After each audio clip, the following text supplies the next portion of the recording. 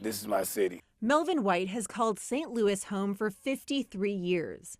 I worked at the Postal Service for 20 years. He served our country. Proud to be a veteran of the United States Air Force.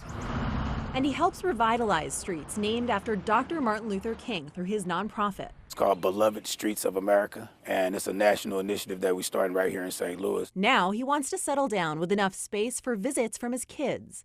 His heart was set on this. It had a 2-car garage, it had a fireplace and a finished basement. Was this your dream home? Oh yeah, this was it right here. His dream didn't come true. It kind of deflated me at that time. Even though White offered $15,000 over the asking price, it wasn't enough. It's frustrating. This home had 28 offers, 4 of them from real estate investment companies. While the winning offer didn't go to an investor, White's realtor, Paris Frierson, says investors are driving competition, especially in places like North County. They are just coming in with really competitive offers. She says these companies typically buy homes, renovate, and then rent them out or sell them at a profit. It's really hindering a lot of first-time home buyers. We wanted to know how many homes investors were buying. Data from St. Louis County shows in the past year it's about 28%. When we looked at the zip code where White was trying to buy, that number jumps to 45%. That's 400 homes that went to investors instead of homebuyers like White. Realtors say the interest here in North County among first-time homebuyers and investors makes sense. Homes here are generally priced lower compared to other parts of St. Louis.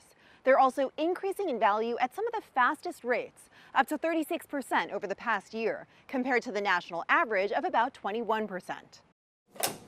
The I-Team contacted more than a dozen real estate investment companies for their take. They didn't want to go on camera, but a couple of them told us investors aren't the problem. They say it's lack of inventory. The investors are coming in with cash offers. Do you feel like investors are pushing you out of this market? Yes. At St. Louis's fair housing nonprofit, Glenn Burley researches what he calls a housing divide. It's extremely concerning.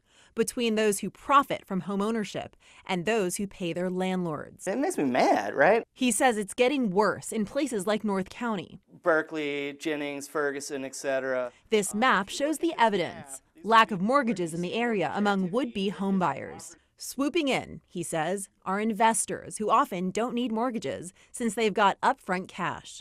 Something is obviously wrong if a veteran with a VA loan can't buy their first house. What needs to change to give people like Melvin White a fighting chance at owning a home? It could be that there would be something changed where these investor groups have to wait a certain amount of time after listing. Without regulatory change, Burley says people like White will keep losing out. We've been at it for 3 months straight. Determined to get his American dream. I'm not going to lose hope now. For the I-Team, Paula Vasan, 5 on your side.